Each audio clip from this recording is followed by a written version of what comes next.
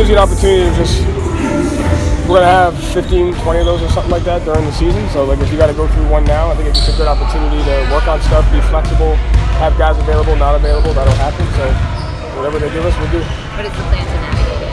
I think we're going to go just like light minutes for most of the guys and then see how they feel, and then we'll see what we do with the next game. But at least want to get the guys out there in game one and see, if we can accomplish the objectives that we've had this week of training camp, and then go from there. What is the objective? We have different ones for each side of the ball, so we'll see if they can achieve those. Last one for me. What should we read into the starting lineup? Absolutely nothing, please. I know you guys aren't going to listen to me, but whatever I do tomorrow, I almost thought about starting someone way off the bat just to throw you guys off, but that might be fun. It might be, but I was talked out of it. But don't read anything into it. And again, you have to have an understanding. We have 8, 9 starters. And one of the things I thought a strength of our team last year was when guys were out, I remember the game at Toronto, we had 3 or 4 guys out, and we won. And then at Milwaukee, we lost at the buzzer with 4 guys out. And so the season just breeds challenges and opportunities. And we have a lot of good players. And whether I start one game or not one game, I think we just have to be ready for that. And just know each decision makes the most sense for us to win.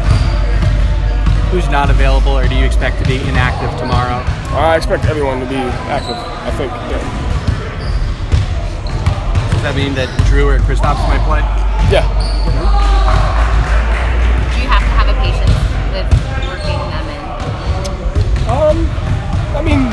Patience, they're really smart players. They've been playing for a long time, so it's not like they haven't already done what we're asking them to do. I think it's more about how they work with each other.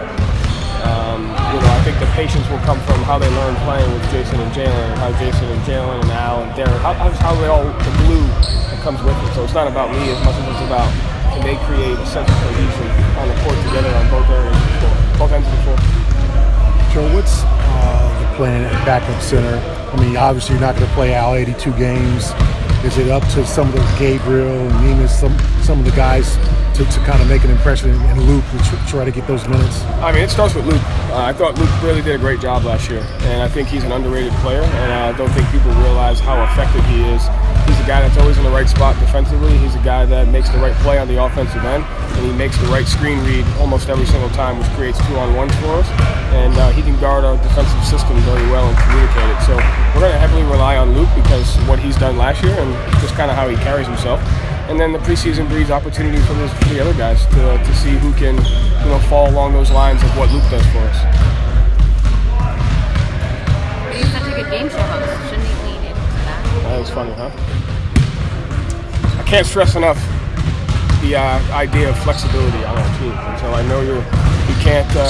We just have a lot of options, and we're going to take advantage of those as much as we can. I think there's a lot of freedom and a lot of opportunity when you have the flexibility that we do. And credit to our guys, they have the open-mindedness to do whatever it takes to win. And so we have to keep that, and whatever decision we make is the right decision at that time, regardless if it goes well, and we'll learn from it, and then we'll make better ones as we go. Last year, your key word was spacing. Is this year's flexibility?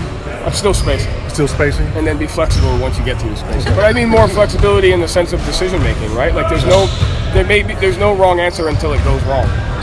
And so that answer at the time is what we feel like is going to be the right answer to win that game. And if we don't win that game, that doesn't mean that it was the wrong answer, even though you're going to say it was the wrong answer. But there's just, to me, it's like we have so much opportunity that we have to use that to our advantage.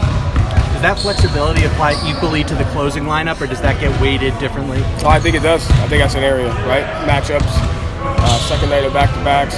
Are we winning or are we losing? Do we need a certain lineup out there because we have to score at the end of the game, or do we need a lineup out there because we have to just get stops at the end of the game and our offense will take care of itself? So, and I think the one thing we learned is you can't just have a fastball, and I think some of the lineups we can throw out there at certain times will give us curveballs that we need, when it matters most.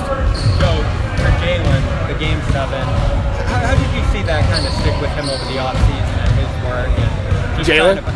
Bouncing back from the Game 7 he had against Miami. Jaylen's one of the most persistent, resilient guys, and so regardless of how it goes, he always has a plan for how he wants to work and how he wants to get better. There's no one harder on Jaylen than Jaylen, and so I think whatever he does, the plan that he has, he's always ready to go.